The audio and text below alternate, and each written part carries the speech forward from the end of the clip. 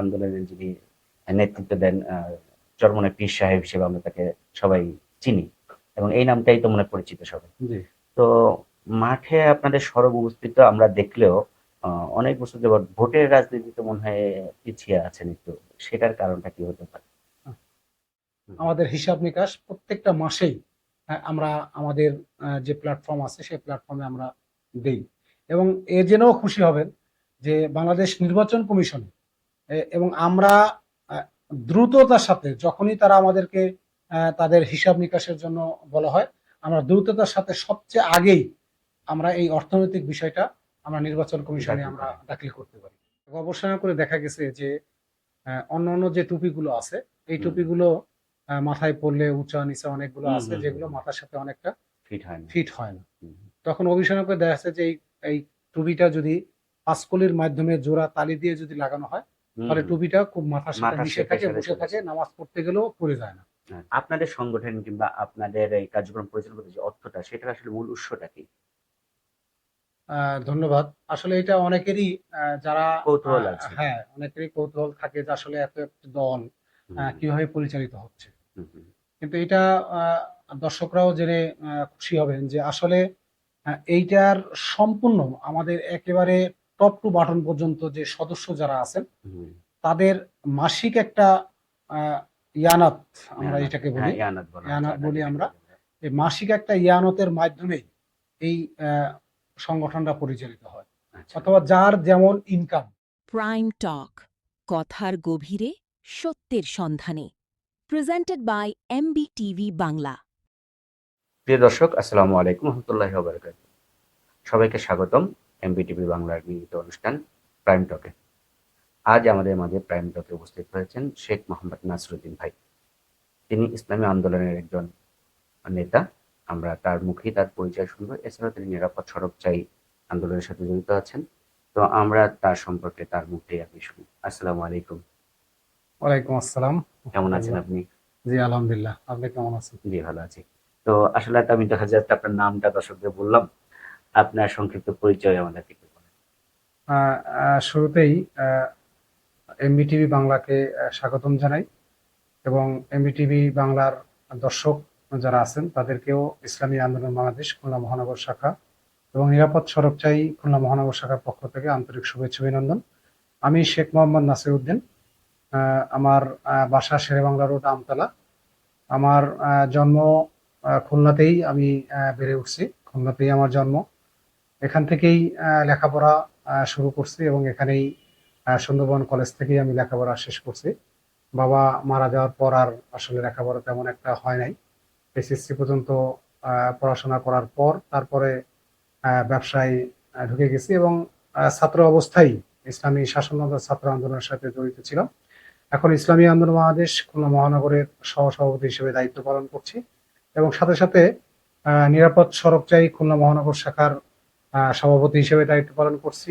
এছাড়াও বিভিন্ন সামাজিক সংগঠনের সাথে আমি জড়িত আছি। বিশেষ করে আমার একটা সংগঠন আছে বৃহত্তর খুলনা উন্নয়ন আন্দোলন। সে বৃহত্তর খুলনা উন্নয়ন আন্দোলনের চেয়ারম্যান হিসেবে দায়িত্ব পালন করছি। এছাড়াও খুলনার বিভিন্ন সামাজিক সংগঠনের সাথে ইনশাল্লাহ জড়িত আছি। খুলনা নিয়ে ভাবি, কথা বলি। এটাই মূলত আর কি পরিচয়। হ্যাঁ, ধন্যবাদ নাসির ভাই। নাসির ভাই, আপনাদের যে রাজনৈতিক সংগঠন ইসলামী আন্দোলন বাংলাদেশ বর্তমান সময়ে খুবই আলোচিত এবং সবসময় আলোচনায় থাকে।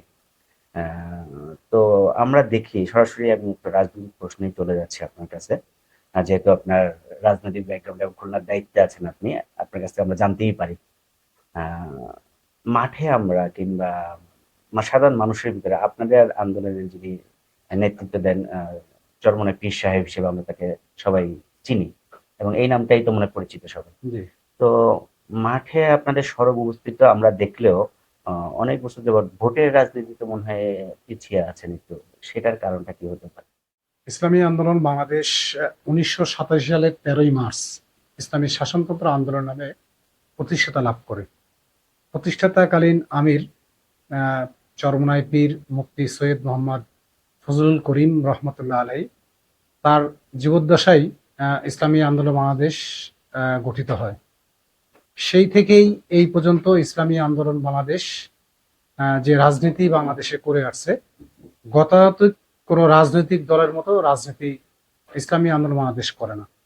ইসলামী আন্দোলন বাংলাদেশ একটি ইবাদত হিসাবে রাজনীতি করে। আমরা মনে করি যে ইসলামী আন্দোলন বাংলাদেশ একটি নীতি এবং আদর্শের একটি সংগঠন। কারণ কখনোই নীতি এবং আদর্শকে বিসর্জন দিয়েই কোনো কাজ করে না বিধায় অনেকের কাছে এই জিনিসটা এরকম মনে হয় যে আসলে তার উত্তরণ কেন নয় বা তাদের ভোট ব্যাংক কেন হচ্ছে না। তবে একটু তথ্য দিয়ে রাখি যে গত যে নির্বাচনের থেকে আমাদের এই নির্বাচনে কিন্তু প্রায় 5% আমাদের এই ভোট ব্যাংক বেড়েছে। তো আশা করি এককভাবে নির্বাচনের মাধ্যমে আমরা সারা দেশে মানুষদেরকে এই মেসেজ দিয়েছি যে ইসলামী আন্দোলন বাংলাদেশ নীতি এবং আদর্শের রাজনীতি করে, কোনো টাকার কাছে বিক্রি নয়, কোনো মানে নীতি এবং আদর্শ ছাড়া কোনো সংগঠনের সাথে কোনো আতাত ইসলামী আন্দোলন বাংলাদেশ করে না। যার কারণেই অনেকের কাছে এরকম মনে হতে পারে যে একটি আদর্শের সংগঠন অনেকেই হয়তোবা সাথে থাকতে নাও পারে, কিন্তু যারা আদর্শকে ধারণ করে, যারা নীতিকে ধারণ করে, তারাই ইসলামী আন্দোলন বাংলাদেশের সাথে সম্পৃক্ততা থাকে। যার কারণেই ইসলামী আন্দোলন বাংলাদেশের এই উত্তরণ, এবং আশা করি ইনশাল্লাহ একসময় এদেশে ইসলামী হুকুমত প্রতিষ্ঠাতা এই ইসলামী আন্দোলন বাংলাদেশের মাধ্যমেই হবে ইনশাআল্লাহ। ধন্যবাদ নাসির ভাই, চমৎকার উত্তর দিয়েছেন। এই উত্তরটাই আসলে আশা করছিলাম। আচ্ছা, আমাদের সমাজে ধর্মভিত্তিক সংখ্যা কিন্তু বেশি। মানে আমরা কিন্তু প্রফেশনাল ইসলাম পালন না করলে ইমোশনাল ইসলাম কিন্তু সবাই পালন করি। তো আপনাদের দাওয়াতি কার্যক্রমগুলো কিভাবে পরিচালিত হয় এই ক্ষেত্রে? ধন্যবাদ। আসলে আমাদের ইসলামী আন্দোলন বাংলাদেশ এবং আমাদের যে প্রতিষ্ঠাতা ইরশাদ চরমনাই রহমতুল্লাহ আলাই, তিনি আমাদের দুটি সংগঠন তিনি করে গেছেন। একটা তো আধ্যাত্মিক লাইনের সংগঠন, আর একটা হলো রাজনৈতিক ভাবে সংগঠন ইসলামী আন্দোলন বাংলাদেশ। আধ্যাত্মিক সংগঠন হলো আমাদের বাংলাদেশ মুজাহিদ কমিটি, যার মাধ্যমে এই মুজাহিদ কমিটি হলো মসজিদ ভিত্তিক কর্মসূচি পালন করো, দাওয়াতে পার্জন করে, এবং এটা প্রত্যেকটা সারা বাংলাদেশের প্রত্যেকটা মসজিদে প্রত্যেক সপ্তাহে হালকা জিকের মাধ্যমে এই কার্যক্রম পরিচালিত হয়। এরপরে প্রত্যেকটা থানায় একটা মাসিক ইস্তেমা হবে।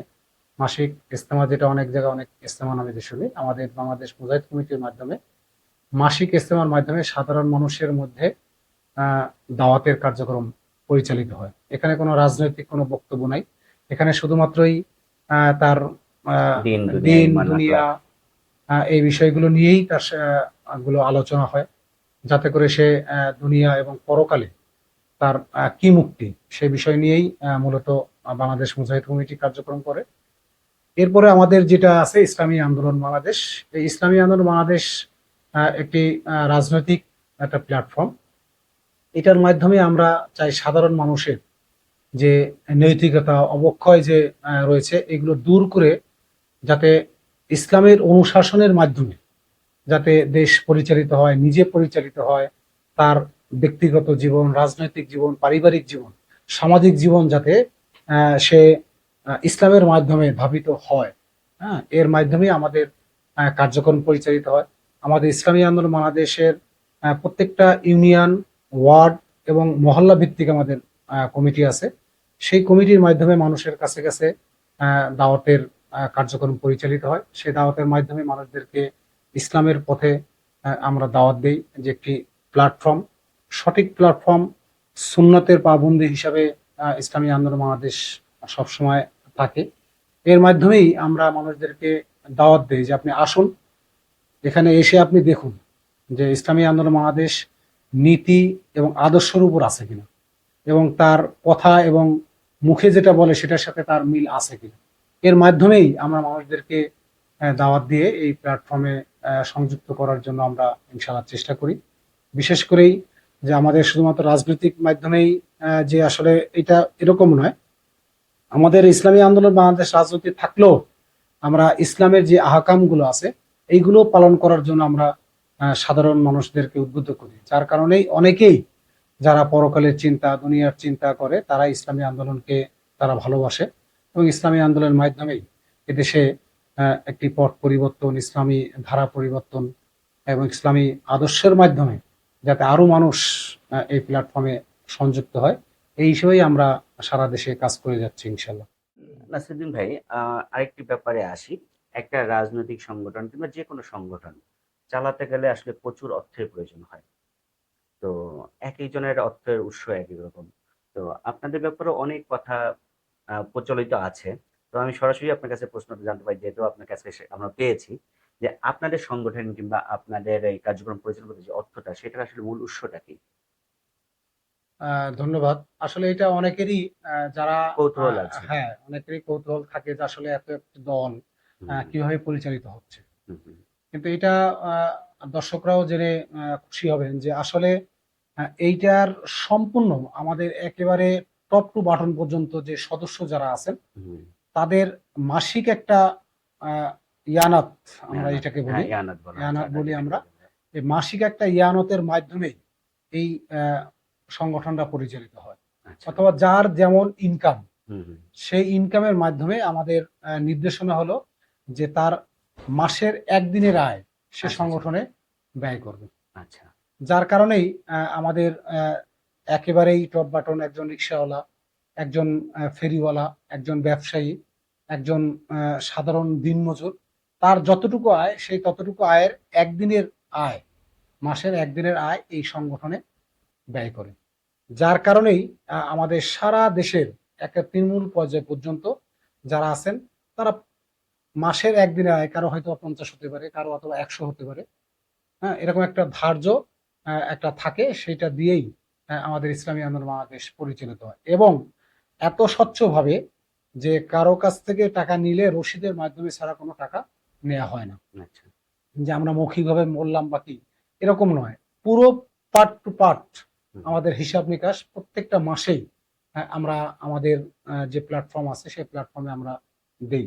এবং এ জেনেও খুশি হবেন যে বাংলাদেশ নির্বাচন কমিশন এবং আমরা আহ, দ্রুততার সাথে যখনই তারা আমাদেরকে তাদের হিসাব নিকাশের জন্য বলা হয়, আমরা দ্রুততার সাথে সবচেয়ে আগেই আমরা এই অর্থনৈতিক বিষয়টা আমরা নির্বাচন কমিশনে দাখিল আমরা করেন। দাখিল করতে পারি। হ্যাঁ, দর্শক, আসলে আমরা মনে হয় সুস্পষ্টভাবে এই ব্যাপারটা জানছি। কারণ এই ব্যাপারটা নিয়ে অনেক কথা রচিত আছে। তো আসলে আমরা দেখি যে নাসির ভাই, আপনাদের মিডিয়ায় আপনাদের উপস্থিতি অনেক কম। অন্যান্যরা যেভাবে আপনাদের প্রোপাগান্ডা ছড়ায়, সেই হিসেবে আপনাদের পক্ষ থেকে উত্তর দেওয়ার আমরা আসলে কাউকে তেমন পাই না যে এসে এটার ইয়ে করবে। তো মিডিয়া বিমুখ কেন আপনারা একটু? আসলে মিডিয়া বিমুখ আসলে আমরা না, হুম, আমরা চাই মিডিয়াকে সামনে রেখেই কাজ করতে। হুম, হুম। কিন্তু আসলে মিডিয়াই কেন আমাদেরকে বিমুখ করে রাখে, আচ্ছা, আচ্ছা। কেন করে রাখে এটা আসলে মিডিয়াই ভালো জানে। হুম, হুম, তবে আরো ভালো খবর যে আপনারা এই আহ, 5ই আগস্টের পর হুম, হুম, বাংলাদেশে যে গণ অভ্যুত্থান হয়েছে, হুম। এই গণ অভ্যুত্থানে দেখেছেন যে সবচেয়ে সরব এবং উপস্থিতি ইসলামী আন্দোলন বাংলাদেশের নেতৃবৃন্দদেরকে না, এটা প্রত্যেকটা কিন্তু, টিভি চ্যানেলের। হ্যাঁ, নাসির ভাই, এটা আমরা স্বীকার করবে সবাই। বলবো না, মাঠের রাজনীতি যে কোনো জায়গায় আমরা দেখেছি হাত পাখাই তো আপনাদের জি, সিম্বল, এবং হাত পাখার কিন্তু সরব উপস্থিতি এবং প্রতিবাদে মিছিলে, জি, এমনকি ওই ইসরায়েল যখন ফিলিস্তিনিতে আক্রমণ করে, সবার আগে কিন্তু প্রতিবাদ আমরা জি, হাত পাখা করতে দেখি। সবার আগে হাত পাখা, জি, তারপর অন্যান্য দল বিভিন্ন বিবৃতি দিয়ে জি, আসে। তো সেইখানে মিডিয়া সম্পর্কে বলতেছেন, আবার চলে যাই আপনার কাছে। জি। সেটাই বলতেছিলাম যে এরপর থেকে আমাদের মিডিয়াতে সরব উপস্থিতি আমাদের ইনশাল্লাহ আছে। হুম, হুম, তবে আমাদের একটু দুর্বলতা, যেহেতু আমাদের নিজস্ব কোনো মিডিয়া না থাকার কারণে হয়তোবা অনেকেই আমাদেরকে তেমন একটা হয়তোবা প্রায়োরিটি দেয় না। হুম, হুম। কিন্তু আমরা চেষ্টা করি যে মিডিয়া বান্ধব হতে এবং সবসময় মিডিয়াকে আমরা সাপোর্ট দিয়ে যাই এবং আশা করি যে 5ই আগস্টের পর আমাদের বাংলাদেশের যে মিডিয়াগুলো আছে সে মিডিয়াগুলোতে এখন ইসলামী আন্দোলন বাংলাদেশের নেতা কর্মীদেরকে তারা ফলো করছে, হুম, হুম। তাদেরকে ডাকছে এবং তারা বিভিন্ন রাজনৈতিক টক শো, সামাজিক যেসব টক শো গুলোতে আছে, এসব টক শো গুলোতে এখন সরব উপস্থিতি ইসলামী আন্দোলন বাংলাদেশে যে কোনো একজন প্রতিনিধি দায়িত্বশীল থাকে। প্রতিনিধি একজন থাকেই ইনশাআল্লাহ। এটা ভালো উদ্যোগ, কারণ আসলে মানুষের মধ্যে প্রশ্ন আসাটাই তো স্বাভাবিক। জি, অবশ্যই। সবাই তো আর সবকিছু নিয়ে আসে না না, দুনিয়াতে, প্রশ্ন করলেই উত্তর মেলে, আর উত্তর অবশ্যই। মেলেই আমরা জ্ঞানের জি, জি, অধিকারী অবশ্যই, হই। অবশ্যই। তো আশা করবো যে আপনারা আরো সরব উপস্থিতি, আপনি আজ আমাদের কাছে আসলেন, আপনাদের থেকে আরো অনেকে আসবে এভাবে প্রতিনিধিত্ব করতে, কারণ যুগের সাথে তো আসলে চলতে হবে। অবশ্যই। এটা তো আমরা এভয়েড করি, এটা তো আল্লাহর দান। এই অবশ্যই, যুগটাও তো আল্লাহ আমাদেরকে দান করেছেন। অবশ্যই। এই টেকনোলজি, মোবাইল, সব মিডিয়া, টেলিভিশন সবই তো আল্লাহর তরফ থেকে, না মানুষের পক্ষে সাধ্য ছিল না না, এটা না। তৈরি করা। তো আমাদের পক্ষ থেকে আপনাদের প্রতি আসলে আহ্বান থাকবে, আপনারা আরো বেশি বেশি মিডিয়ায় আসবেন এবং আপনাদের বিরুদ্ধে যে বলা হয় তা আপনারা যুক্তিযুক্তভাবে তুলে ধরতে পারেন। সাধারণ মানুষের আমার মনে হয় এই ব্যাপারে দুর্বলতা কিংবা জ্ঞানের যে পরিসীমতা দূর হয়ে যাবে। এবং হ্যাঁ। সাথে, সাথে এটাও মিডিয়াদের কাছে আমাদের আহ্বান হুম, যে আমরা অবশ্যই মিডিয়া বান্ধব, আমরা হুম, মিডিয়ার সাথেই থাকতে চাই। হুম, হুম, মিডিয়াকেও আমরা বলবো যাতে করে ইসলামী আন্দোলন বাংলাদেশের যে কোনো প্রোগ্রামে, যে কোনো কাজে ইসলামী আন্দোলনকে ডাকবেন, ইনশাআল্লাহ আপনাদের মিডিয়ার সাথে পাশে পাবেন। ধন্যবাদ যারা মিডিয়া নিয়ে কাজ করছেন, বিশেষ করে ন্যাশনাল ভাবে তো আছেনই, আমাদের খুলনায় যে মিডিয়াগুলো আছেন, আমরা যেভাবে ভাইয়ের সাথে যোগাযোগ করে, তাদের মিডিয়া উইং যেটা আছে তাদের সাথে যোগাযোগ করে, এবং তাদেরকেও বলবো আমাদের সাথে যোগাযোগ করে আপনাদের খবর থাকলে আমরা প্রচারের চেষ্টা করব এবং আপনাদেরকেও আমরা উপস্থাপন করার চেষ্টা করব। নাসিরুদ্দিন ভাই, আহ, আমরা ইউটিউব, এখন তো আসলে রিলস, শর্টস, ইউটিউবের যুগ, আমরা ওখান থেকে আসলে সবাই সময়টা বিনোদন বলেন কিংবা শিক্ষার জন্য বলেন, ওইটা শরণাপন্ন হই। তো প্রায় সময় কিছু টপিক আপনাদের মাহফিলের কেন্দ্রিক হয়ে থাকে, যে ওয়াজ চলছে, হুজুরে ওয়াজ করছেন, কেউ বিষয় ওয়াজ করছেন, কিছু মুরিদগণ বাঁশ বেয়ে উপরে উঠতেছেন, স্টেজে দিয়ে পড়তেছেন, ঘাড়ে পরে পড়তেছেন। তো এটা নিয়ে আসলে ট্রোল হচ্ছে প্রচুর পরিমাণে, এটা কেন হয়? ধন্যবাদ। আসলে এটা ট্রলের কিছু নাই। এটা হলো মানুষের মধ্যে যে অজানাটা, সেই হুম, অজানাটার কারণেই হয়তোবা সে ট্রোল করে। হুম, কিন্তু আ এইখানে যেটা হয় যে আপনি যদি নিজে উপস্থিত থাকেন হুম, হুম, তাহলে বুঝতে পারছেন যে আসলে এটা কি আ কোনভাবে হয়। হুম, কারণ আমাদের আমিরদ্বয় যারা আছেন, আমাদের আমির এবং নায়েবে আমির, হুম, বর্তমানে যারা আছেন বা আগেও যারা ছিলেন, তাদের যে বয়ান, হুম, এই বয়ানটা বিশেষ করে আমাদের মাহফিলে আ কবরের আযাব বা অন্যান্য ধরনের যে হুম, বয়ানগুলো হয়, হুম, এই বয়ানের মাধ্যমে একটা মানুষ কিন্তু আ আস্তে, আস্তে তার দিক একেবারে ওই দিকে চলে যায় যে আমি আসলে মৃত্যুবরণ করতেছি। হুম, মৃত্যুবরণ করার পর আমার কি হতে পারে? হুম, কি হবে? হুম, তখন তার যে আ আ ইটা মগজটা বা তার যে জ্ঞানটা তখন আর তার মধ্যে আর থাকে না। হুম, হুম, হুম, তখন এই জিনিসটা চলে যায় ওই পারে। হুম, তখন কি হয়? তার হিত, জ্ঞান তখন টোটালি ওখানে থাকে না। তার তখন কন্ট্রোলে আর থাকে না। কন্ট্রোলে আর থাকে না। তখন তার হয়তোবা সে তার শরীরের মধ্যে একটা জ্বালা যন্ত্রণার মধ্যে চলে যায়। হুম, স্বাভাবিকভাবে দেখেন এই যে বিশ্বকাপ ফুটবল হয়ে গেছে। হুম, হুম, বিশ্বকাপ ফুটবলে খেলা দেখছে। কেউ জি, কারো সাপোর্ট আছে। রাইট। কিন্তু যখনই কোনো প্লেয়ার, ভালো একজন প্লেয়ার যখন গোল দেয়, হুম, হুম, তখন কিন্তু সে তখন আর তার কন্ট্রোলের মধ্যে থাকে না। সে কিন্তু তখন লাফ দিয়ে ওঠে, হুম, চিল্লায়ে ওঠে, তালি দেয়, উৎসাহ উদ্দীপনা করে। এই যে স্বাভাবিকভাবে এরকম একটা উদাহরণস্বরূপ হুম, হুম, যখন বিশ্বের হুজুর বা আবিরদয়েরা যখন বয়ান করে, যখন তারা কবরের আযাব সম্পর্কে বয়ান করে, আ আ যখন জান্নাত জাহান্নামের বিষয় নিয়ে যখন কথা বলে, তখন একটা সাধারণ সবাই কিন্তু না। এখানে কিন্তু লক্ষ, লক্ষ লোক হুম, হুম, কিন্তু এখানে থাকে। কিন্তু সবার মধ্যে কিন্তু এই বিষয়টা আসে না। সবাই না, গুটি কয়েক। গুটি কয়েকজন। হুম, ওই লোকগুলোই মধ্যে এমনভাবে তারা এর ভিতরে জড়িয়ে গেছে হুম, যে হুম, তাদের তখন আর দুনিয়াবি কোনো হিতাকাঙ্ক্ষী কোনো জ্ঞান তাদের মধ্যে থাকে না। তখনই তারা কি করে? তখন চিন্তা করে যে মানে কি করব? এই দুনিয়া থেকে কি করব? এই হুম, হুম, দুনিয়া তো আসলে আমার না। আমার আচ্ছা, তো আচ্ছা, মরতেই হবে। আচ্ছা, আমার মরার পর ওই পরকালে আমি কি জবাব দেব তার কাছে? হুম, আল্লাহর হুম, কাছে কি জবাব দেব? আমি তো কিছুই করতে পারি না। আচ্ছা, তখনই তার মধ্যে যখন এই হিতা জ্ঞানটা যখন না থাকে, তখন সমস্ত কিছু তার কন্ট্রোলের বাইরে চলে যায়। হুম, আমি বলবো যে যারা এই বিষয় নিয়ে ট্রল করে, ট্রল করার কোনো কিছু নাই। তাদেরকে আমি আহ্বান জানাই যে আমাদের চরমনাই মাহফিলে ২ টা মাহফিল হয়। হুম, হুম, এই ২ টা মাহফিলের দাওয়াত তাদের কাছে থাকলো। তারা ওইখানে যাবে। যাওয়ার পর তাদের যত প্রশ্ন আছে আমি মনে করি হুম, যে হুম, সেই প্রশ্নের উত্তর এখান থেকে পাবে। তারা কখনো আর ট্রল করবে না। আচ্ছা, অনেকেই অনেক ধরনের মনে করে যে এই ধরনের শিরাত বেদাত হুম, ওইখানে হয়। কিন্তু যখন যারা এই ধরনের কথা যখন বলছে, যখন আল্লাহর রহমতে তারা দাওয়াত পেয়ে যখন চরমনায়ের ময়দানে গেছেন, হুম, হুম, তখন তারা ওইখানে যেয়েই তারা স্বীকার করছে যে আসলে বাংলাদেশের বিভিন্ন জায়গায় যেগুলো মাহফিলগুলো হয়, হুম, এনার মতো এইখানে সুন্নাত পাবন্দির মতো এরকম কোনো মাহফিল আমরা কোনো জায়গায় দেখিনি। আপনার যার যার খাবার শেষে রান্না করে খাচ্ছে, আচ্ছা ওইখানে কোনো স্বেচ্ছাসেবক, সে নিজেই একজন স্বেচ্ছাসেবক। আচ্ছা এখানে কোনো পুলিশ বাহিনী, র্যাব বাহিনী, তারা তাদের কন্ট্রোল রুমে থাকে, কিন্তু টোটাল একটি বিশাল একটি বর্গফুটের যে থাকে, মাঠ থাকে, সেসব মাঠে কিন্তু তাদের কোনো কিছুই নেই, সমস্ত কন্ট্রোল কিন্তু নিজেরাই। আচ্ছা এবং তারাও স্বীকার করে, এবং যে আমাদের যে বাহিনী আছে, সে বাহিনীরাও স্বীকার করে যে আমাদের পক্ষে এত বড় মাহফিল কন্ট্রোল করা কখনোই সম্ভব ছিল না, যদি তারা আমাদেরকে সহযোগিতা না করে আর আল্লাহর যদি রহমত না থাকে। আচ্ছা।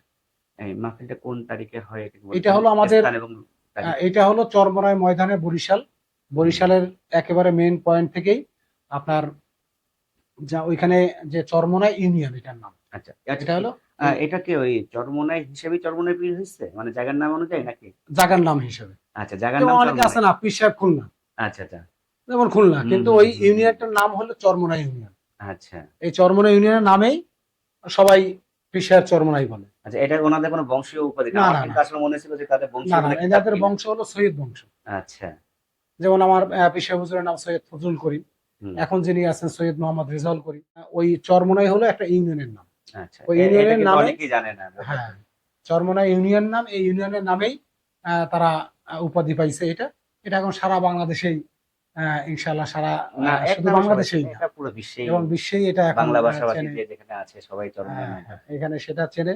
এবং ওইখানের ইউনিয়নের যে চেয়ারম্যান, সে চেয়ারম্যান আমাদের বর্তমান পীর সাহেব হুজুরের ভাই। আচ্ছা বছরে দুইবার, আচ্ছা একটা হলো ফেব্রুয়ারি মাসে হয় আর একটা হলো নভেম্বর মাসে হয়। হুম হুম, এই সামনে যে নভেম্বর মাস আছে, এই নভেম্বর মাসে আমাদের 3 দিন ব্যাপী ওখানে মাহফিল হয়। আচ্ছা আচ্ছা 3 দিন মাহফিল হওয়ার পর সাড়ে তিন বাংলাদেশের দিন সব জায়গা থেকে আসে আমি বুঝছি। সব জায়গাতে, শুধু বাংলাদেশ নয়, বাইরের থেকেও হ্যাঁ বিভিন্ন দেশের যারা আছেন তারাও এখানে আসেন। হুম এবং আপনার গত মাহফিলে আপনার সৌদি আরবের যিনি হুম আছেন, দায়িত্বপ্রাপ্ত আছেন বাংলাদেশের হুম হুম, আহ, রাষ্ট্রদূত, এবং ওনার যে আছে আপনার ধর্ম বিষয়ক সচিব, তিনিও চরমনাই মাহফিলে গিয়েছিলেন। আচ্ছা।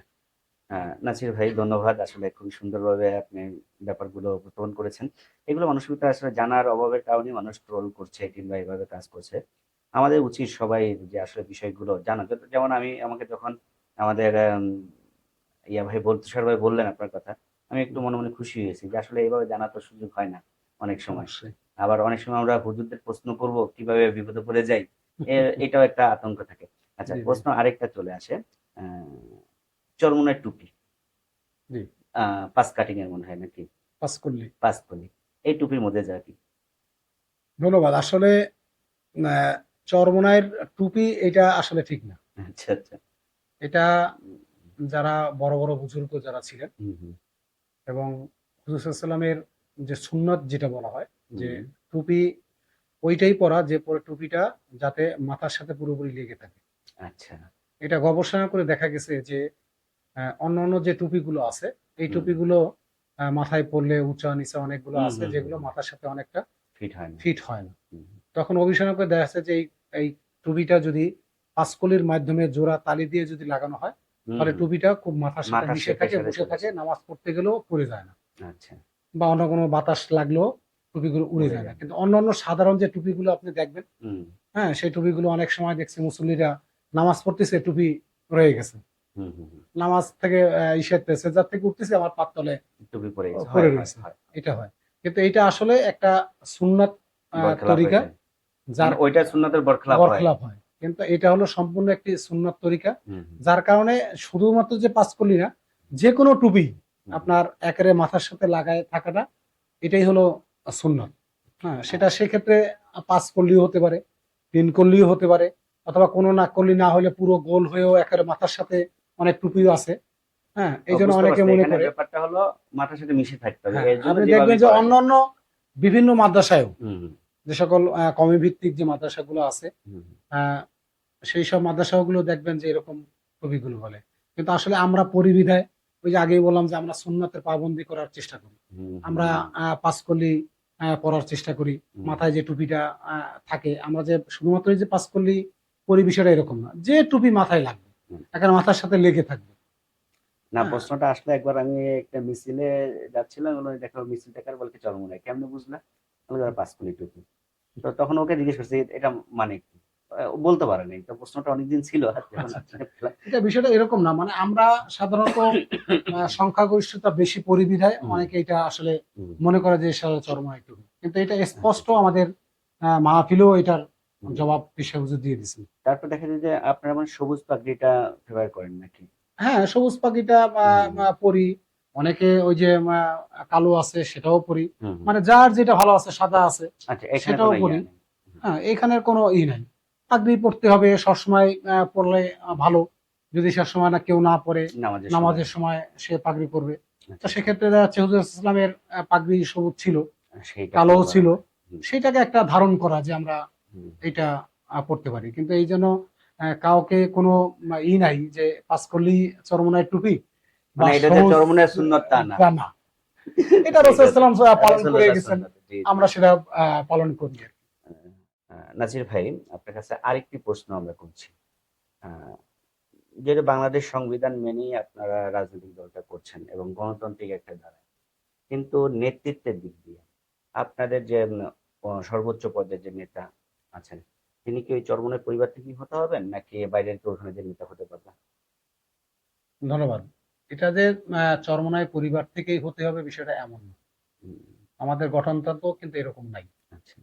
আমাদের একটি মজলিসে শুরা আছে। হুম, এই মজলিসে শুরা হলো সারা বাংলাদেশের প্রত্যেকটা জেলার, মহানগরের সভাপতি এবং সেক্রেটারি হলো এই শুরার একজন সদস্য। সদস্য মজলিসে শুরা। মজলিসে শুরা সদস্য। হুম, এই মজলিসে শুরা এবং আমাদের কেন্দ্রীয় যে উপদেষ্টা পরিষদ আছেন এবং হুম, প্রেসিডিয়াম সদস্য হুম, যারা আছেন, এনাদেরকে নিয়ে এবং আমাদের যত সহযোগী যে সংগঠনগুলো আছে, হুম, আমাদের অঙ্গ সংগঠনগুলো যেগুলো আছে, হুম, হুম, এইগুলোর সংগঠনের সভাপতি সেক্রেটারি হলো এই মজলিসে শুরার সদস্য। হুম, হুম, এনাদের ভোটের মাধ্যমে, হুম, হ্যাঁ, কণ্ঠভোট অথবা লিখিত ভোটের মাধ্যমে এই শুরা যে সিদ্ধান্ত দেবে সেই সিদ্ধান্তের মাধ্যমে আমির এবং মহাসচিব নির্বাচিত হয়। আচ্ছা। সেক্ষেত্রে আমির এবং মহাসচিব তো আর যে কাউকে বানানো যায় না। না, নেতৃত্বের গুণ তার মধ্যে থাকতে হবে, অবশ্যই, আল্লাহর ভীতি তার মধ্যে থাকতে হবে, অবশ্যই। আদর্শ তার মধ্যে থাকতে হবে, নীতি তার মধ্যে থাকতে হবে। হুম, হুম, এটা যে পিশে হুজুরও থাকতে পারেন, অথবা পিশে হুজুরের বাইরেও যদি কেউ থাকেন, তিনিও আমাদের দলের আমির হতে পারেন। আচ্ছা, আচ্ছা। এখানে যে শুধুমাত্র তার পরিবারের মধ্যে থেকেই হবে বিষয়টা এমন না। হুম, তো বিশেষ করে একটা কমান্ডারও একটা বিষয় আছে, হুম, হুম, হুম, একটা নেতৃত্বেরও একটা বিষয় আছে। হুম, আমি নেতৃত্ব দিতে পারি, কিন্তু আমার কমান্ড সবাই মানবে কিনা। সেটাই কথা। এ কারণেই আমরা যার কমান্ড, যার আদর্শ, যার নীতি, তার আখলাক, যার চরিত্র ভালো, এই মজলিসে শুরার সিদ্ধান্ত নেয় যে আগামী বছরের জন্য কে আমির হবে হুম, আর হুম, কে মহাসচিব হবে। আচ্ছা, আপনারা দেখছেন যে আমাদের এই কেন্দ্রীয় কমিটির মেয়াদ আগামী ডিসেম্বর পর্যন্ত ছিল। আচ্ছা। কিন্তু সারা দেশে নির্বাচন হয়ে গেছে। হুম, এই নির্বাচনের পরে কেন্দ্রীয় সিদ্ধান্ত নিয়েছে যে নতুন করে আবার সবকিছু সাজানো হবে। আচ্ছা, সেক্ষেত্রে গত মাসেই আমাদের কেন্দ্রীয় কমিটি ভেঙে দিয়ে আবার মজলিস শুরার মাধ্যমে কেন্দ্রীয় কমিটি গঠন করা হয়েছে। এবং সেখানে আপনারা জানেন যে আমাদের যে মহাসচিব ছিলেন আমাদের খুলনারই হুম, হুম, মাওলানা ইউনুস আহমদ সাহেব, আচ্ছা, তিনিও দীর্ঘদিন প্রায় 15 থেকে 20 বছর তিনি এই দায়িত্বে ছিলেন। আচ্ছা। এরপরে গাজীপুরের সন্তান মাওলানা গাজী আতাউর রহমান, হুম, হুম, তিনি এবার সবার পরামর্শক্রমে, মজলিসে শুরার পরামর্শক্রমে তিনি এবার মহাসচিব হয়েছেন এবং আমির পেশা হুজুর হয়েছেন। এবং আচ্ছা। আমির যেটা নির্ধারিত হয় যে উনি একবার নির্ধারিত হলে উনি আহ, 5 টার্ম সে আমির থাকতে পারবে। ৫ আমিরের টার্ম মানে কত বছর একেক টার্মে? তাতে আপনার ১৫ বছর, 15 না 10 বছর। ১০ বছর। আমাদের 2 বছরের হলো আপনার মেয়াদ। হুম, আচ্ছা। তাতে আমাদের আমিরের মেয়াদ শেষ হয়ে যাওয়ার পর আবার সকলের হুম, হুম। সিদ্ধান্ত। সিদ্ধান্ত মোতাবেক তিনি আবার আমির নির্বাচিত হয়েছেন। আচ্ছা। এই জন্য আমি আশা করি যে এটা অনেকের কাছে এরকম আছে যে পরিবারতন্ত্র বা মানে আমরা এরকম। বলি যে পরিবারতন্ত্র বিনাশ হ্যাঁ, হোক, কিন্তু দেখা যাচ্ছে কিন্তু যে আমরাই পরিবারতন্ত্রে না, আছি। এটা হ্যাঁ, অনেকের কথা। অনেকে এরকম করে, কিন্তু হুম, আসলে বিষয়টা এমন না। বিষয়টা হলো যে একজন দলের আমির হবেন বা হুম, একটা দলের সভাপতি হবেন, তার যদি যোগ্য না থাকে, হুম, তার হুম, যদি নীতি এবং আদর্শ না থাকে, রাইট, বারবার পরিবর্তন করবেন, বারবার পরিবর্তন করতে যেয়ে তো সে সংগঠন আর থাকে না। রাইট। এই জন্য একটা ব্যালেন্স থাকা দরকার হুম, হুম, প্রত্যেকটা সংগঠনে। রাইট। সে ব্যালেন্সের মাধ্যমেই কিন্তু আসলে একটা নেতৃত্ব তৈরি হয়। আচ্ছা। যার কারণে আমাদের এই মজলিসে শুরা মজলিসে আমেলা এর মাধ্যমে, এই সিদ্ধান্তের মাধ্যমে এই নির্বাচন হয় আমাদের। হুম। আমরা নির্বাচিত বলি না, আমরা মনোনীত বলি। ধন্যবাদ নাসির ভাই, আপনাদের সংগঠন সম্পর্কে অনেক কিছুই জানলাম। এবার একটু আসি, আমরা তো আসলে আহ, অনেক লম্বা একটা পিরিয়ড যাকে সবাই ফ্যাসিস্ট বলে আখ্যায়িত করছি, সেখানে যেভাবে হোক আপনাদের অনেক ভূমিকা ছিল। বিশেষ করে শেষের যে আন্দোলন হলো, সেখানে দেখেছি যে রাজপথে কিন্তু চরমোনাই ইসলামী আন্দোলন যেটা, তারা খুবই ভালো ভূমিকা রেখেছেন এবং মাদ্রাসার ছাত্ররা বেশি আসলে এখানে জি। ভূমিকা বেশি রাখছেন। যখন তারা সবাই এক হয়ে নেমে গেল, তখনই কিন্তু পতনটা হলো। তো অবদান অনস্বীকার্য, অস্বীকার করার নয়। জুলাই হওয়ার পরে আমরা দেখছিলাম যে আপনারা জোটবদ্ধ হয়ে নির্বাচন পর্যন্ত একসাথে জোট করতে করতে করতে আবার হলো না। সেটার ব্যাখ্যা আমরা আসলে পেয়ে গেছি, দিনও আপনাদের আমির সাহেব বললেন। জি। যাই হোক, এখন জুলাই যে কারণে হয়েছিল, একটা দলকে আমরা সরিয়েছি, বর্তমান যে শাসন ব্যবস্থা কিংবা যার শাসক আছেন, তার কর্মকাণ্ড কিংবা বর্তমান রাজনৈতিক প্রেক্ষাপটকে আপনি কিভাবে আপনারা মূল্যায়ন করছেন? ধন্যবাদ। আপনি ঠিকই বলেছেন যে আসলে জুলাইয়ের যে আন্দোলন, এই আন্দোলনে ইসলামী আন্দোলন বাংলাদেশ সরব উপস্থিত ছিল রাজপথে। এবং বাংলাদেশে যে কটা রাজনৈতিক দল আছে, আপনারা দেখে থাকবেন যে অন্য কোনো রাজনৈতিক দল সরব উপস্থিত না থাকলেও আমরা কিন্তু ব্যানার সহকারে আমরা রাজপথে ছিলাম। এবং আমাদের পীর সাহেব হুজুর আহ, একটি প্রোগ্রামে যখন আমাদের আবু সাইদকে গুলি করা হয়েছে, হত্যা করা হয়েছে, তখন পীর সাহেব হুজুর একেবারে বাইতুল মোকাররমের একটি প্রোগ্রামে কিন্তু একটাই কথা বলেছেন যে, এই নরপিশাচ তুই আমার সে বুকে কেন গুলি করলি। এই স্লোগানটা সারা বাংলাদেশে কিন্তু একটি বিশাল একটা হিট করেছে।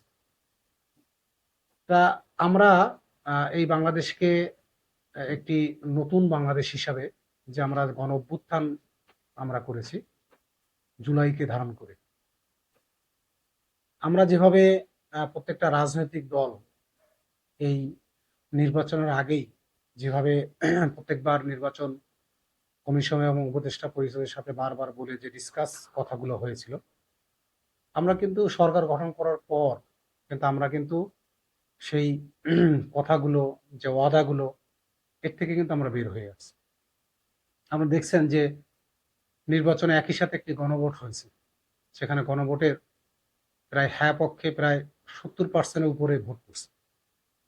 কিন্তু সেই 70% যে গণভোটে যে হ্যাঁ, যার উপর হ্যাঁ মানুষ দিয়েছে ভোট, কিন্তু আমরা কিন্তু সেটার বাস্তবিকতা কিন্তু দেখতে পাচ্ছি না, যা অত্যন্ত আমাদের দুঃখের বিষয়। যার কারণে এখনো আমাদেরকে এই বিষয় নিয়ে রাজপথে কথা বলতে হচ্ছে।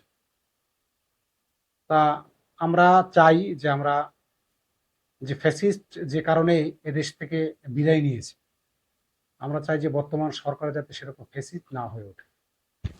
জনগণের ভাষা বুঝুক, জনগণের কথা বুঝুক, জুলাইয়ের যে স্পিরিটটা ধারণ করে এদেশে যে গণ অভ্যুত্থান হয়েছে, যাতে করে সেই গণ অভ্যুত্থানের সেই স্পিরিটটা যাতে আমরা ধারণ করি। কারণ এদেশে যে যতই স্বৈরাচারী আচরণ করেছে, তার কিন্তু বিদায় নিতেই হয়েছে, সে কিন্তু টিকে থাকতে পারে না।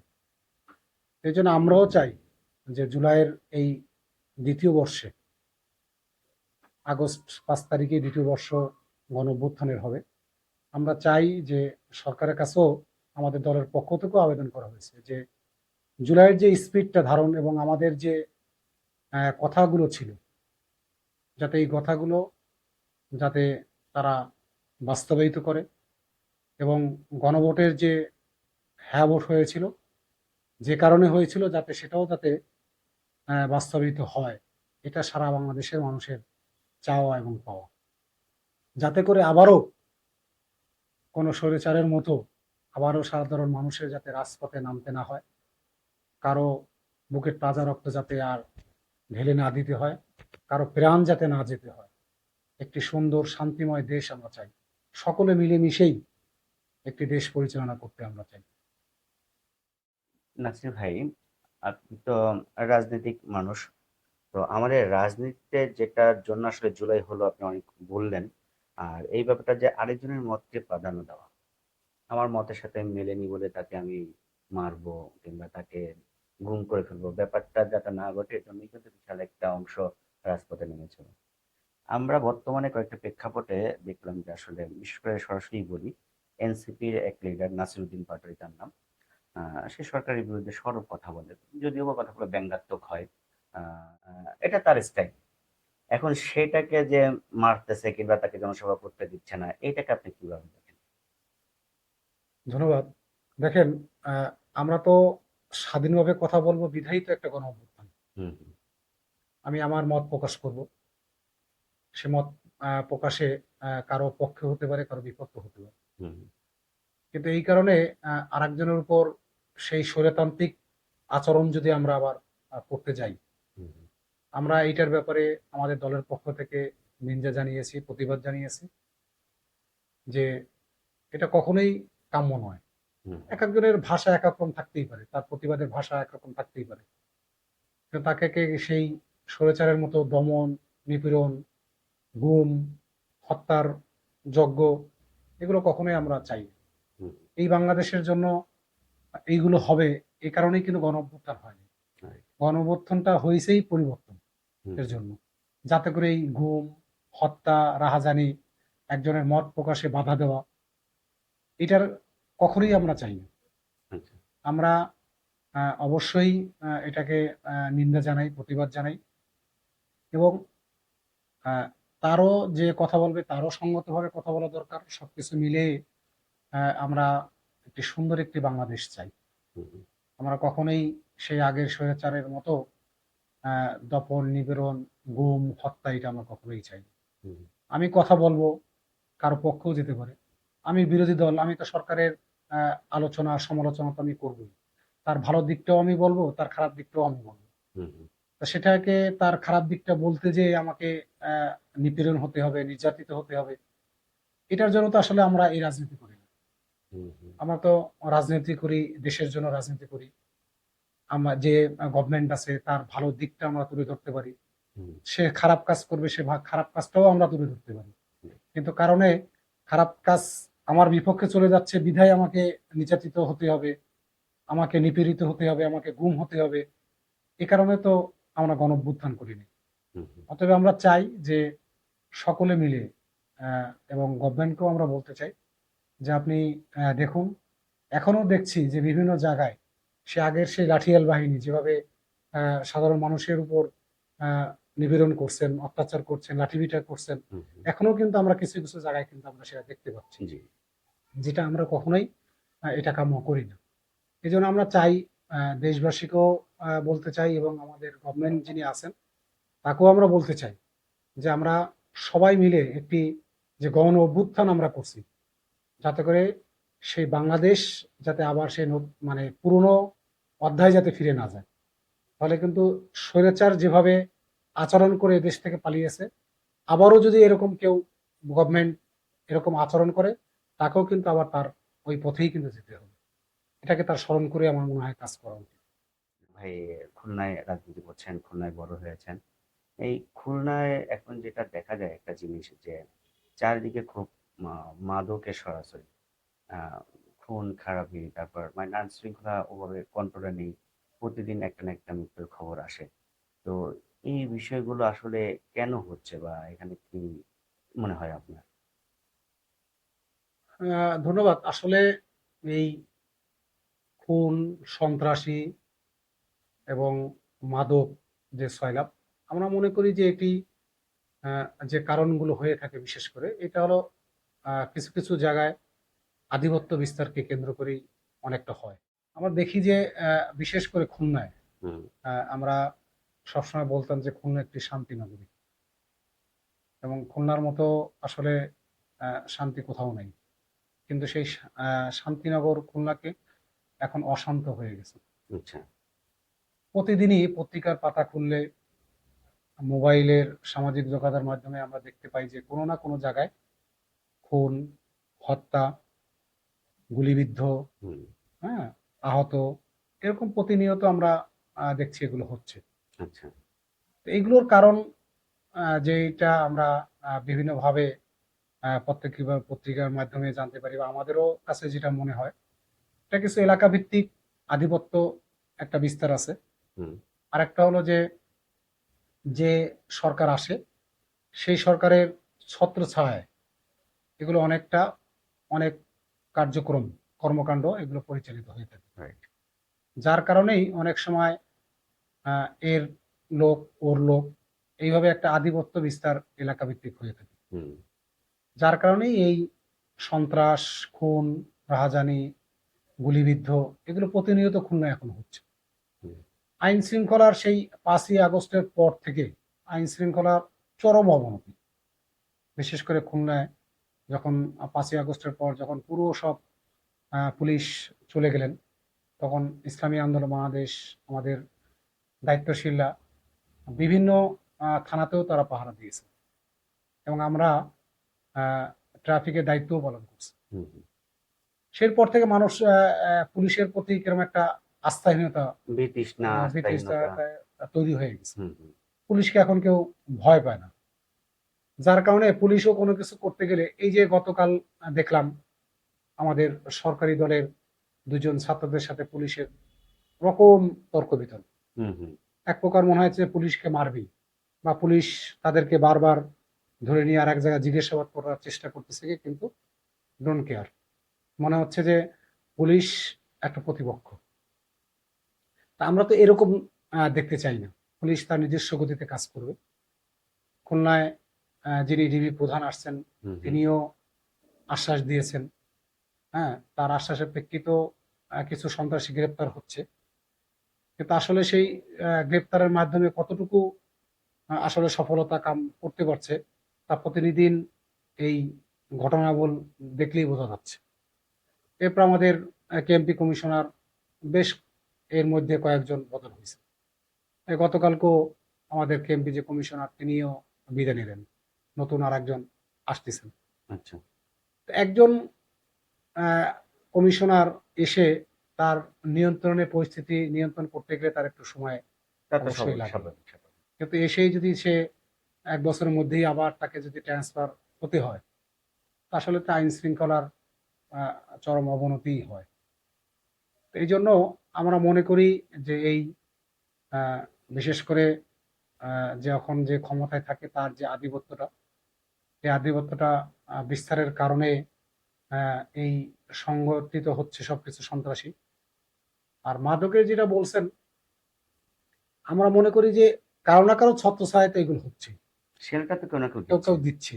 এটা আমরা কিন্তু আমরাও জানি, আবার আইন শৃঙ্খলা যারা আছেন তারাও কিন্তু ভালো করে জানে, কিন্তু তারা নিয়ন্ত্রণ করতে পারতেছেন না।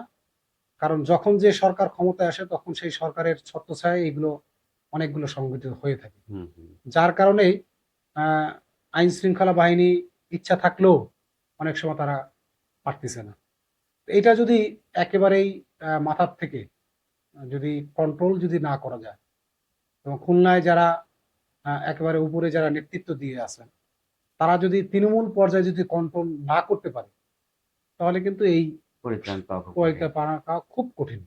প্রতিনিয়ত হচ্ছে, এখন তো মানুষ সে আগের মতো এখন ঘর থেকে বের হয়ে হুম মানে আবার ঘরে ফিরে আসতে পারবে কিনা এরকম একটা আতঙ্ক বিরাজ কিন্তু মানুষের মধ্যে এখন হয়ে গেছে। হ্যাঁ। এখন কিন্তু এখনো সেই গুলি হচ্ছে, এখনো কেউ আহত হচ্ছে, এখনো কেউ গুম হচ্ছে, হ্যাঁ, কেউ যে একজন অটো ড্রাইভার হুম হুম। সেও যে ভাড়া নিয়ে যে কোথাও যাবে তারও কিন্তু নাই, অবস্থা নাই। আপনারা দেখছেন মাঝে আমাদের খুলনায় একজন অটো ড্রাইভারকে পুঁতে মেরে রেখেছে, 5 মেরে মাস পুঁতে রাখছিল। উঠে গেছে, পুঁতে রাখছে। আর তো অনেকটা সব নষ্ট করছে। জায়গায় এরকম আতঙ্ক বিরাজ করছেন। আমাদের এই যে নবীনগরে এই যে কয়েকদিন আগেই তারই পরিচিত লোক ভাড়া করে নিয়ে যে অটো তাকে গাইড করার জন্য তাকে অন্য জায়গায় নিয়ে যায়, তাকে মেরে ফেলা হয়েছে। হুম হুম এই যে পরিস্থিতি চলছে আমার বিশেষ করে খুলনায়, এর থেকে পরিত্রাণ পাওয়ার জন্য আইন শৃঙ্খলা বাহিনীর কঠোর পরিশ্রম করতে হবে, আচ্ছা। এবং সাথে সাথে যারা রাজনৈতিকভাবে বিশেষ করে আমাদের সরকারি দলের যারা আছেন তাদেরকেও যদি কন্ট্রোল না হয় বা তারা যদি কন্ট্রোল না করতে পারে, এই ব্যর্থতার দায়ও তাদেরকে নিতে হবে। বলছিলেন নিরাপদ সড়ক চাই আন্দোলনের সাথে আপনি জড়িত আছেন। আসলে আপনাদের কার্যক্রমটা কি? আপনারা কি কোনো অ্যাওয়ারনেস প্রোগ্রাম করছেন নাকি সরকার সেটা করছেন? আহ, সড়কে তো মৃত্যুর মিছিল কমছেই না, প্রতিদিন নতুন নতুন ভাবে খবর আসছে, প্রতিদিন পত্রিকা দিয়ে একটা খবর থাকেই সড়ক পথের দুর্ঘটনা। এরপরও কিছু মানে অপরিকল্পিত যানবাহন তৈরি করার ফলে অ্যাক্সিডেন্ট কিন্তু খুব মারাত্মক আকারে ধারণ করছে, বিশেষ করে খুলনায় অপরিকল্পিতভাবে অটো রিকশার যে প্রভাবটা এবং ইঞ্জিন চালিত যেটা মোটর চালিত যেটাকে বলি ব্যাটারি রিকশা গুলো বেড়ে যাওয়াতে প্রতিদিন কোনো না কোনো মোড়ে কিন্তু এক একটা দুর্ঘটনা ঘটে। তো এই ব্যাপারে আপনারা কি কার্যক্রম করছেন? ধন্যবাদ। আপনারা জানেন যে নিরাপদ সড়কচায়ের প্রতিষ্ঠাতা চিত্রনায়ক ইলিয়াস কাঞ্চন, হুম, তিনি এবং তার স্ত্রী সড়ক পথে যাওয়ার পথে হুম, তার স্ত্রী সড়ক দুর্ঘটনায় নিহত হন। হুম, হুম, সেই থেকেই তিনি সাধারণ মানুষের পাশে সচেতনতার জন্য তিনি এই নিরাপদ সড়ক চাই গঠন করেন। হুম, আসলে মৃত্যুর মিছিল আসলে সড়কে কমতেছে না, না কমার কিছু কারণ আমরা যেটা উদ্ঘাটন করছি, কিছু কিছু কারণে। হুম, প্রথমত হলো যে আমি যে সড়ক দিয়ে চলবো সেই সড়কটা কেমন। হুম, বর্তমান বাংলাদেশে সড়কগুলো যে নির্মিত হচ্ছে পুরোপুরি দুর্নীতি আওয়ারণ্য। হুম, হুম, যখন যেখানে যেটা প্রয়োজন রাস্তাটা কিন্তু সেই সরঞ্জাম দিয়ে তৈরি হচ্ছে না। দেখা যায় যে 2 দিন পর বা 1 বছরের মধ্যে সে রাস্তাটা কিছু কিছু জায়গায় খানাখন্দকে পরিণত হচ্ছে। হুম, আর এই খানাখন্দনে যখন পরিণত হয় তখন এই গাড়ি চলাচলের ক্ষেত্রে বা একজন নতুন কোনো গাড়ি ওই রোডে যখন আসবে তার যখন পরিচিত না থাকবে তখন কিন্তু খানাখন্দে পড়ে যেও কিন্তু একটা দুর্ঘটনা লিপ্ত হচ্ছে। হুম, 2, আমাদের যে এই সড়ক আইন সরকার করছেন, আইন দিয়ে কিন্তু আসলে কখনো একটা জিনিস কিন্তু দমানো সম্ভব না। কারণ প্রত্যেকটা জিনিসেরই একটা প্রশিক্ষণ আছে। হুম, আপনি যদি প্রশিক্ষণের মাধ্যমে একটা জিনিস আপনি পরিচালিত করেন তখন কিন্তু সেটা ভালো রূপ নেবে, আর যদি প্রশিক্ষণ না দেন তাহলে কিন্তু সেটাকে দুর্ঘটনায় রূপ নেবে। রাইট। আমরা বারবার দেখেছি যে, এবং বারবারও আমরা সরকারের মাধ্যমে আমরা যে আমাদের যে বিআরটিসি আছেন তাদেরকেও বারবার বলছি যে প্রশিক্ষণের মাধ্যমে এই ড্রাইভারদেরকে যাতে প্রশিক্ষণ দেওয়া হয়। কিন্তু দেখা যায় কি আমাদের বা অন্যান্য সংস্থা যখন প্রেশার দেওয়া হয় হুম, হুম, তখন তারা হয়তো বা কিছু গুটি কয়েকজনকে নিয়ে প্রশিক্ষণ দেয়। হুম, হুম, কিন্তু আসলে যে নিয়ম, সেই নিয়মের মাধ্যমে আপনি যাকেই জিজ্ঞাসা করবেন যে এখন একটি ড্রাইভিং লাইসেন্স করতে গেলে কি করতে হয়, সরকারের যে নিয়ম আছে সেই নিয়মের মাধ্যমে কয়জন ড্রাইভিং লাইসেন্স পায়। রাইট। যেমন আমি নিজেই যখন আমার বাইকের ড্রাইভিং লাইসেন্স করতে যাই হুম, তখন ওইখানে কিন্তু দালালে ভরপুর। ভরপুর। হুম, হুম, কেউ বলতেছে যে আপনার এগুলো লাগবে না, আপনি দেন আমার কাছে, আমি করে দিচ্ছি। আমি হুম, বলি, না, আমি যখন এখানে আসছি আমি পরীক্ষা দিয়ে আমি দেবো, পরীক্ষা দেব এবং এটা কত দূর পর্যন্ত যায় সেটা এবং দেখবো। কি কি লাগবে সব ডকুমেন্ট আমি দেবো, কিন্তু আমি আপনাদের ইলিগাল কারোর ভাবে কাছে নেবো দেবো না। না। হুম, তখন আমি নিজে পরীক্ষা দিয়ে ভাই পরীক্ষা দিছি, লিখিত পরীক্ষা দিচ্ছি, হুম, প্র্যাকটিক্যাল পরীক্ষা দিছি, সমস্ত কিছু পরীক্ষা দিয়ে তারপর কিন্তু হুম, পাইছেন। পাইছি। কিন্তু আমার মতো এটা কয়জন করবে? ওখানে গেলেই তো বলে যে 8,000 দেন, আমি আপনার সব কিছু কমপ্লিট করে দিচ্ছি। কিন্তু আমি যেখানে নিজে দৌড়াদৌড়ি করে যদি আমি 4,000 5,000 মধ্যে আমি কমপ্লিট করতে পারি সেখানে আমি কেন 8,000 দেব? এই যে যে প্রশিক্ষণ যে হচ্ছে না, যে সেটা প্রশিক্ষণের জানছে না মাধ্যমে ব্যাপারগুলো, ব্যাপারগুলো জানছে না, সাইন চিনতেছে না, সায়েন্স চিনতেছে না, কিভাবে করবে, কোন দিকে কিভাবে গাড়ি করবে, চলতে, কোন দিকে কোথায় সাইড যাবে, কমাইতে হবে, কি হ্যাঁ, করতে হবে, কোন এটা ইন্ডিকেটর তো সে ব্যবহার করতে হবে, জানতেছে না, সেটা জানছে না তো। জানছে না। আমি একটা রং রুটে যাচ্ছি, হুম, আমার একটা সাইড থেকে একটা গাড়ি আসতেছে, আমার কি তখন কোন ইন্ডিকেটরটা আমার চালু চেঞ্জ করতে করতে হবে? হবে। এই চালু করার মাধ্যমে আর এক অপর দিক থেকে যে গাড়িটা আসতেছে সে কি বুঝতেছে? হুম, এটা যদি আমি না জানি, ফট করে চলে যাচ্ছি, আমি ডাইনে যাচ্ছি না বায়ে যাচ্ছি, কোনো সিগন্যাল নেই, আমি ডাইনে চলে যাচ্ছি, হুম। তখনই তো দুর্ঘটনা ঘটতেছে। এইটার অভাব হলো প্রশিক্ষণের অভাব। প্রশিক্ষণ তো আছে, সেটার ব্যাপারে তো হ্যাঁ, আমাদের নৈতিক অবক্ষয় একটা করছে নৈতিক যে মানে অবশ্যই আমরাই ঘুষ দেওয়াকে উৎসাহিত করছি। উৎসাহিত করতেছি। মানে আমার আমি প্রয়োজনে যেমন আমি দিচ্ছি। আমি যেমন শক্ত হাতে বলছি যে আমি করব, হুম, হুম, আমি যেমন পাসপোর্ট করার ক্ষেত্রেও আমি যেমন বলছি যে আমি নিজে পাসপোর্ট করব, হুম, হুম, আমি কাউকে দিব না, আমি করছি, হুম, 1 টাকাও কাউকে ঘুষ দেইনি। হুম, এক্ষেত্রে যদি প্রত্যেকটা মানুষ যদি সচেতন যদি না থাকে হুম। যে আমি দিব না, বাস আমি দেব না, তার মানে আমাদের ব্যক্তিগতভাবে নৈতিকতার প্র্যাকটিস অবশ্যই করতে হবে, না হয় তো তা আসলে নাহলে সম্ভব না। এরপরে দেখেন এক সময় প্রত্যেকটা মোড়ে বা রাস্তায় রোডঘাট যে ট্রাফিক যে সিগন্যাল, ওগুলা থাকতো না। এগুলো কিন্তু আগে ছিল, কিন্তু এখন ট্রাফিক সিগন্যাল কিন্তু পাওয়া যাচ্ছে না। এটা কারণ কি? এটা কারণ হচ্ছে যে এখন আপনি খুলনা শহরের মধ্যে দেখেন যে ট্রাফিক যে লাইট গুলো আছে, কাজ করে লাইট না। গুলো কাজ করতেছে না অথচ হুম, প্রত্যেকটা রোডের যে সাইনিং, হুম, হুম। এই সাইনিং গুলো তো নাই। গতি কতটুকু, কতটুকু গতি, সামনে বাজার, যেখানে স্পিড ব্রেকার হুম, দরকার সেখানে সেখানে নেই। স্পিড ব্রেকার নাই, আর যেখানে দরকার নেই সেখানে যেখানে লাগাচ্ছে। দরকার নাই আমি আমার মতো করে স্পিড ব্রেকার ওখানে দিচ্ছি আমার বাড়ির সামনে, হুম, সেখানে দুর্ঘটনা কবলিত হচ্ছে। এইভাবে আপনার আরেকটা জিনিস দেখেন, বিশেষ করে খুলনা শহরে আমরা বারবার পুলিশ কমিশনারকে বলছি, আমাদের যখন বিভাগীয় কমিশনার ছিলেন তাকেও আমরা বলছি হুম, যে দেখেন এই যে রাস্তাগুলো মানে ব্লক করে 1 কিলোমিটার ঘুরে এসে তারপর আমার যাওয়া লাগতেছে, এই ব্লকটা কেন? এখানে তো আমরা মনে করি যে ব্লকটা দেওয়ার কারণ হলো আপনি একজন ট্রাফিককে যে প্রশিক্ষণ দিচ্ছেন, তার ডান হাত উঁচা করতে হবে, তার বাম হাত উঁচা করতে হবে, তার বাঁশি দিয়ে তার সিগন্যাল থামিয়ে হুম, তার যানবাহন কন্ট্রোল করতে হবে। আপনি যে দেখেন তো কোন ট্রাফিক এই নিয়মটা করতেছে? প্রত্যেকটা ট্রাফিক প্রত্যেকটা মোড়ে যাকে দেখা যাচ্ছে তারা কন্ট্রোল করতেছে, গাড়ি যার মতো যখনই ওটা ভিড় করতেছে আর যাচ্ছে, মোটরসাইকেল ধরতেছে। হ্যাঁ, তারা কি পাচ্ছে? মোটরসাইকেল ধরে হুম, তারা জরিমানা করতেছে, জরিমানা বলে কমিশন পাচ্ছে। কমিশন পাচ্ছে। তো এই যে যে বিষয়গুলো আমরা বারংবার বলার পরও হুম, আপনি দেখেন এই যে আপনি কিসের থেকে আপনি পার হাউস থেকে যদি আপনি আসেন, এই নিরালায় আপনাকে আসতে গেলে আপনার টোটাল ময়লাবাতার ওই মোড় ঘুরে ইকবালনগর থেকে ঘুরে এসে তারপর আপনাকে যেতে হচ্ছে।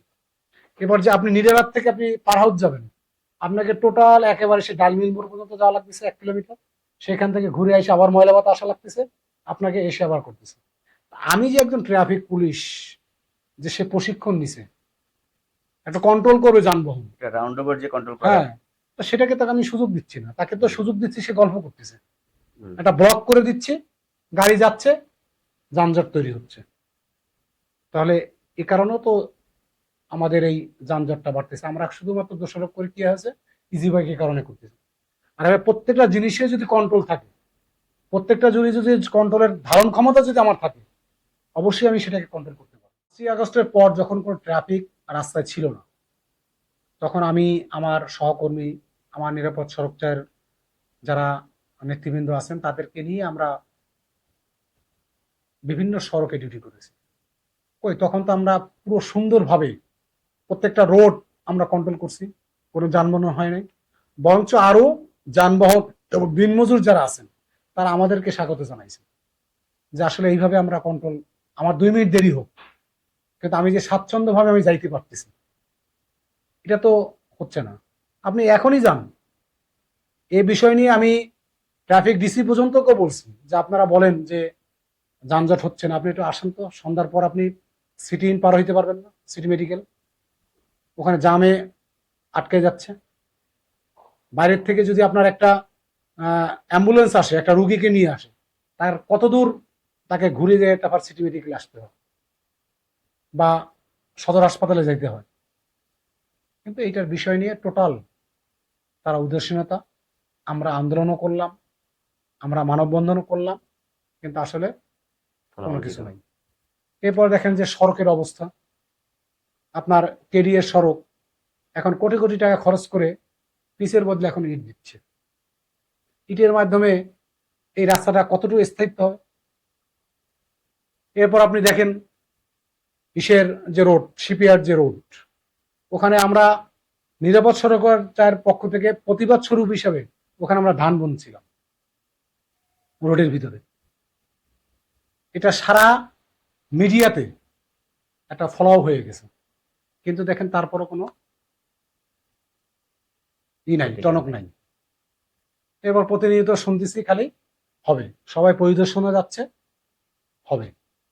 আশা করি হোক, আমরাও চাই। এটা প্রতিবাদ কিন্তু আমরা করে যাচ্ছি। এ কারণে কিছু কিছু ক্ষেত্রে অবহেলার কারণে আমাদের এই সড়ক দুর্ঘটনাগুলো হয়। যেখানে স্পিড দেওয়ার দরকার সেখানে স্পিড দেওয়া হচ্ছে না। গতিসীমা কতটুকু আছে সেই গতিসীমাও একজন ড্রাইভার তার প্রশিক্ষণের মাধ্যমে না জানার কারণে সে চালাচ্ছে। এবং আমরা বিভিন্ন সময় দেখছি যে গাড়ির হেল্পার তিনিও গাড়ি চালাচ্ছেন। ছোট ছোট বাচ্চা, 18 বছর হয় না, 16 বছর, সে ইজি বাইক চালাচ্ছে। এই যে যার মাধ্যমে যেগুলো করার দরকার, যেখানে আইন প্রয়োগ করার দরকার, সেখানে কিন্তু হচ্ছে না। সমস্ত আইন হচ্ছে কোথায়? মোটরসাইকেল। মোটরসাইকেল কোথায় যাচ্ছে, কি করতেছে, মোটরসাইকেলের মাধ্যমে এইসব কিছু তারা কন্ট্রোল করছে, তারা জরিমানা করতেছে। আপনি আইন করে আপনি কতটুকু করবেন? ওই আইন করে আপনি কতটুকু এই জরিমানা থেকে রেহাই করছেন? আমরা বারবার বলছি যে আপনি এখানে একটা হেলমেট উপহার দিচ্ছেন, হেলমেট নাই, কিন্তু আপনি একজন ড্রাইভারের তার যে ড্রাইভিং লাইসেন্স নাই, আপনি সেটাকে সহযোগিতা করেন ড্রাইভিং লাইসেন্স করার জন্য। ওই তার সেই পক্ষ থেকে তো কোনো সহযোগিতা নেই। তারা ওখানে যাচ্ছে, হয়রানি হচ্ছে, মানুষ 1 টাকার জায়গায় 5 টাকা দিবে না বিধায় তারা ড্রাইভিং লাইসেন্স করে না, তাই না? যে আমি আমার সিস্টেমে আমি করব, কিন্তু সিস্টেমে যে পরীক্ষার সময় দেখা যাচ্ছে সে বাদ হয়ে যাচ্ছে। শুধু তাই নয়, এখানেও কিছু আছে যে আমি পরীক্ষা দেব, আমাকে পরীক্ষা দিতে গেলে তাদের সিস্টেম ওয়াইজ মোতাবেক তাদের যে প্রশিক্ষণ যে বই, সেই রোড সাইডের বই পড়ে তারপর মনে হয় পরীক্ষা দিতে হবে, লিখিত পরীক্ষা। তা না হলে আমি ড্রাইভিং লাইসেন্স পাইলাম না, আমি গাড়ি চালাইলাম না, আমার ইঞ্জিনে কি তেল লাগবে কি তেল লাগবে না, কি মোবিল লাগবে কি মোবিল লাগবে না, এটা আপনি আমি জানবো কিভাবে? আমাকে আগে তো শিখাইতে হবে, আমাকে তো প্রশিক্ষিত করতে হবে। কিন্তু পরীক্ষিত করার আগে যদি আপনি বলেন যে আপনি লিখিত পরীক্ষা দেন, লিখিত পরীক্ষা তো এখানে আছে। লিখিত পরীক্ষার যে প্রশ্নগুলো আছে সেই প্রশ্নের উত্তর আপনার জানতে হবে না? আর প্রশ্নের উত্তর জানতে গেলে আপনাকে বই পড়তে হবে, আর তা না হলে অসাধু উপায় যায় আপনাকে ড্রাইভিং লাইসেন্স আনতে হবে। এইগুলো করে না বিধায় আজকে অসুধ পায়, যাদের টাকা আছে তার টাকার মাধ্যমে তারা ড্রাইভিং লাইসেন্স পায়।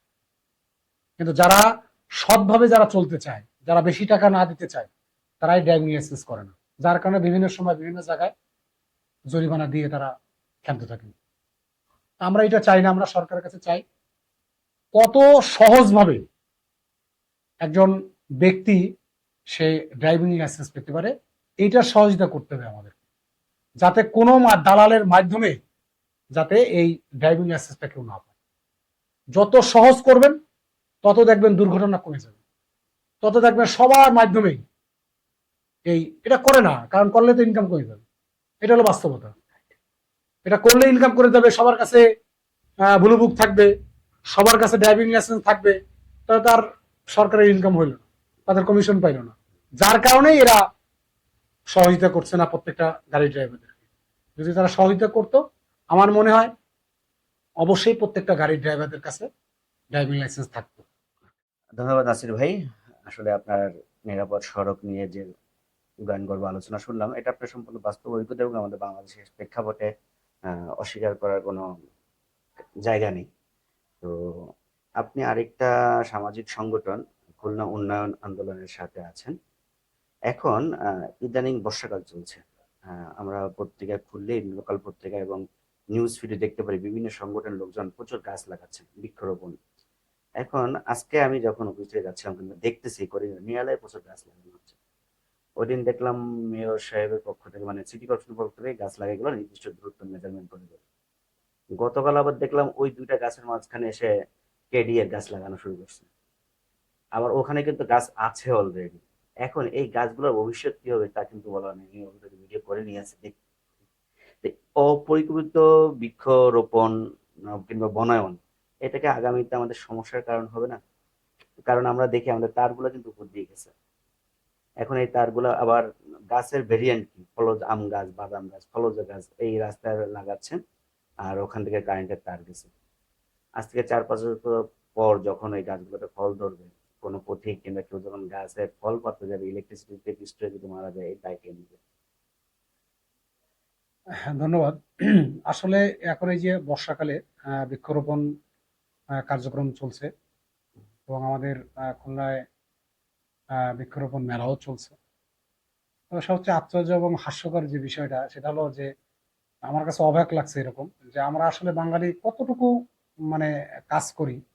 সেটা হলো যে আমাদের জেলা আমাদের সিটি কর্পোরেশনের প্রশাসক মহোদয় তিনি মাঝে শহীদ হাদিস পার্কে বৃক্ষরোপণ কর্মসূচি উদ্বোধন করছেন এবং গাছ বিতরণ, যে প্রত্যেকটা নাগরিক এখানে যারা আসছে তাতে সবাই যাতে একটা করে গাছ পায়। হুম, আশ্চর্য বিষয় গেলাম, দেখলাম যে এরা তো গাছ লাগায়ও তো না, কিন্তু এরা দেখা যাচ্ছে একটা দুইটা করে সাথে করে নিয়ে গেছে। হুম, যেখানে একজন পাচ্ছে না আমি সেখানে 3টা নিয়ে যাচ্ছি। আচ্ছা।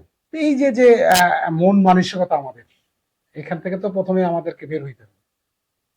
1-2 নম্বর হলো যে এই যে গাছগুলো লাগানো হচ্ছে বিভিন্ন সড়কে, এই কেডিএ সিটি কর্পোরেশন এই দুইটি যে শাখা, এই শাখার মাধ্যমে কিন্তু আমরা খুলনার অনেক উন্নয়ন থেকে বঞ্চিত তাদের এই ঠেলাঠেলিতে। 203-এর মতো নাকি? অবস্থা এরকমই। যেমন এই যে আপনার বাইপাস যে সড়ক, এই সড়কটাও সেম একই। এ বলতেছে আমার না, এ বলতেছে আমার না, আবার এ বলতেছে আমার ছিল, আমি সব বুঝাই দিছি এদের। এখন এই গাছও সেরকম অবস্থা হয়ে গেছে, একজন হুম, লাগাচ্ছে তার মাঝখানে আমার লাগাইতে হবে। কিন্তু এইটাকে পরিকল্পিতভাবে, এটা পরিচর্যার মাধ্যমে এই গাছটা কিভাবে বড় হচ্ছে, এই গাছটার ভবিষ্যৎ কি, এখানে যে ফলটা ধরবে এই ফলটার কিভাবে হবে। আপনি যেমন বলছেন যে এখন তার যাচ্ছে, হুম, হ্যাঁ, খাম্বা যাচ্ছে, এখন তো খাম্বার দিকে তাকাইলে মনে হচ্ছে যে মাকড়সার জাল, হুম, এমন অবস্থা তৈরি হয়েছে। তো সেখানে একটা গাছ বড় হয়ে খাম্বা পর্যন্ত যাবে না, এটা তো কোনোই নাই। হুম, কিন্তু এই রিস্কটা কে নেবে? এটা যদি আমরা পরিকল্পিতভাবে যদি না করি, আমি গাছ লাগাই আসলাম, পরিচর্যা করলাম না, ও গাছ তো থাকবে না। আমার যে উদ্দেশ্য সেই উদ্দেশ্যটা যদি আমি সফলতা না করতে পারি, যেমন আমরা যখন 5ই আগস্টের পর আমরা দেখছেন যে শিববাড়ি মোড়ে জিয়াউল এর যে চত্বরে একটি জুলাই স্তম্ভ তৈরি হয়েছে, সেই জুলাই স্তম্ভর সামনেই 5 থেকে 6টি গাছ ওখানে লাগানো হয়েছিল। হুম, জেলা প্রশাসক এবং জেলা প্রশাসন দুইটার মাধ্যমে ওখানে গাছ লাগানো হয়েছে, আমিও সেখানে উপস্থিত ছিলাম। সে গাছগুলোর এই 2 অস্তিত্ব বছরের নেই। মধ্যে নাই। তো সেই গাছ লাগাই লাভ কি? জাস্ট ফর শো, এ করে তো কোনো লাভ নাই। আমার একটা জিনিস আমি লাগাবো, সেই জিনিসটাকে পরিচর্যা করে ফল দেবে, ফলটা মানুষের মাঝে যাবে। তা না হলে যে উদ্দেশ্য যে অক্সিজেন আমরা গাছের মাধ্যমে পাবো, সে অক্সিজেন তো পাওয়া তো দূরের কথা, তার আগেই তো গাছ হাওয়া। মারা যাচ্ছে, গাছ নিয়ে যাচ্ছে। আর যখন যার যেখানে হয় সে আধিপত্য বিস্তার করে যে গাছ আমার, আমি লাগাইছিলাম। কিন্তু লাগানোর আগে যে পরিচর্যাটার বিষয়, এটা সম্পূর্ণ আমরা মনে করি যে অপরিকল্পিত। অপরিকল্পিত ভাবে একটা গাছ ছোট আছে, একটা ছাগলও তো যে খেতে পারে, যেভাবে গরু চলাচল করে বিভিন্ন জায়গায়, সেখানে তো একটা গরু গাছটা খেয়ে ফেলতে পারে। এই গাছটা লাগাইলাম, কে দেখবে?